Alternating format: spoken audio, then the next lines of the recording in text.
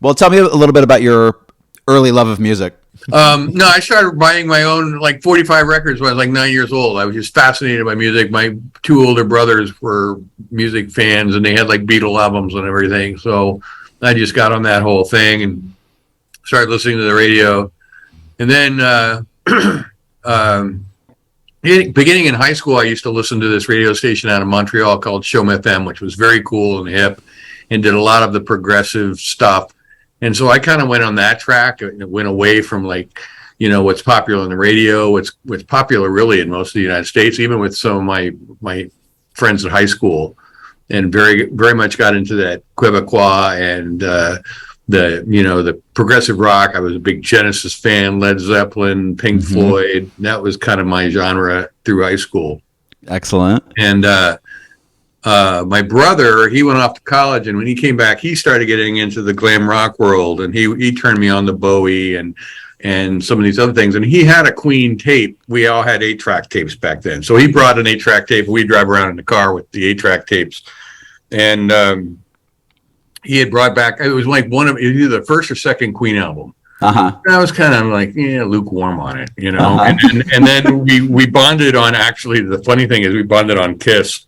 Because that was kind of like, hard rock, but it was, that whole glam thing. And, looking back, it was all horrible, but, it was fun at the time, it was rock and roll all night. So obviously it was hit and miss. There was some songs I would hear go, oh yeah, I like that one. I mean, I totally appreciated them for their musicianship, but when the big hit came out, when it was Bohemian Rhapsody, that one connected. That was that progressive rock that made it on Show Me FM. That one was like, okay, now these guys are really cool. Nice. That one I really liked, but I didn't really follow them too close. Obviously, you're following them a little closer now. Yeah, I follow them a little closer now. So it was funny. I mean, you mentioned the Vamp thing when Adam first started working with them.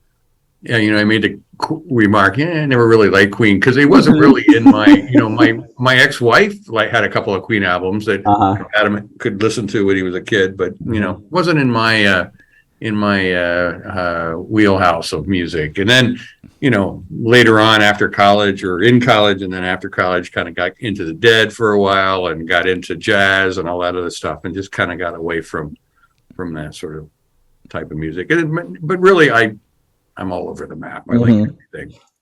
So I do like it now. Yeah, I was going to say, is it safe to say that watching your own son sing those songs endears you to their music a little bit more, or are you sort of the same? Well, I mean, my other son and I went over when Adam first did his first show with a series of shows with them, and this would have been 2012.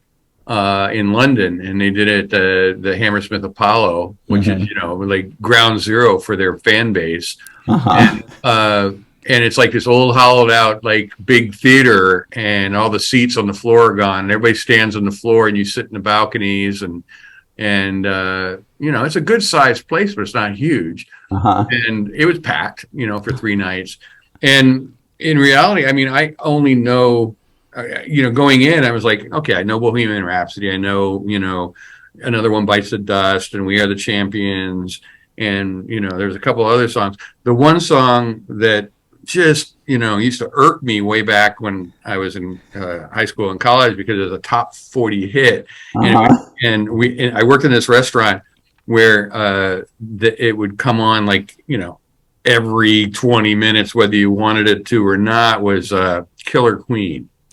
Just so burnt out on Killer Queen. So if I had never heard that song ever again, that would have been fine. But so that's probably your least favorite if you had to pick one. I would probably put that in my least favorite, although I get a kick out of it when Adam does it, because he totally makes it really camp and funny and goofy. I'll bet. So it's more of a an act than it is a song at this point. But those were the songs I knew, and so those concerts, there was a lot of stuff like, oh, I didn't know this was Queen, or oh, I've never heard this song before, and so that was kind of interesting. And then they do a couple of the songs from the very, very early albums.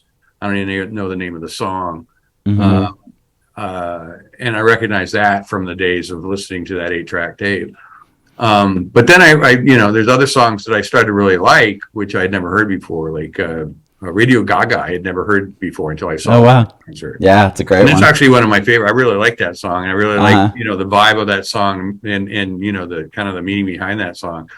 And then the other one that I'd never heard before that is probably my favorite of one that Adam does is Who Wants to Live Forever, which is this, you know, really powerful ballad. Yeah, it's like a torch song. It's amazing. Yeah, and if you go back and listen to, and you know, it's a sad song because, you know, Brian wrote it with and for Freddie, kind of after Freddie was diagnosed, kind of in those last couple of years. And if you look at the Freddie, the video of him doing it, I mean, he did a great job. He always did, but he wasn't at the top of his game. You could tell. You know, you look at that video, you can tell he's not well. You know, so it's kind of has a, you know, a bittersweet kind of feel. Yeah, prophetic for sure. But no, and Adam nails that song. I think that's one of his favorites.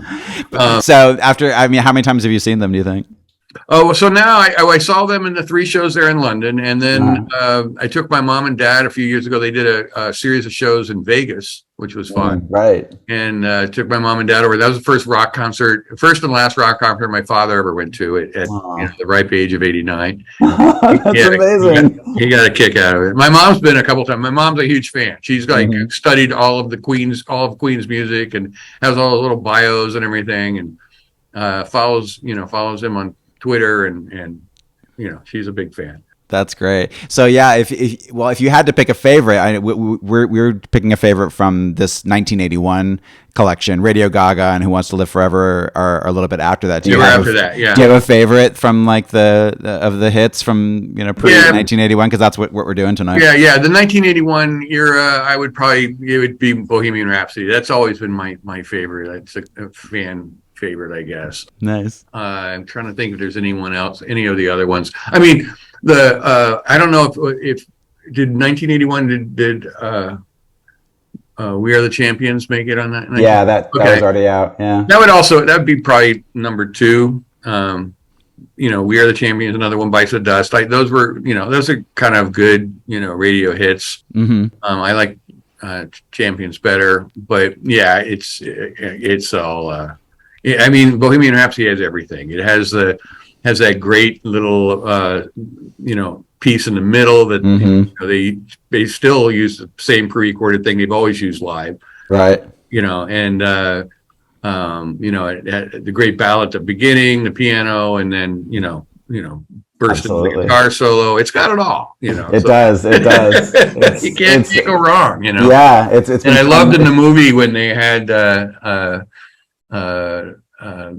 producer saying, "Oh yeah, we can't release that; it's too long." And the guy that played the producer was Mike Meyer. Right, it's great inside baseball for that one. Yeah. So it was you know, the Wayne's World, and kind of brought that whole song back into the current you know, world. Yeah, excellent. Well, I happen to agree, which I'm probably going to talk about right after I play this little recording. Yeah. But thank you so much for taking a few minutes to let us know. Yeah. I know you have a deep love of Jewish Adams from California. So, yeah. You know.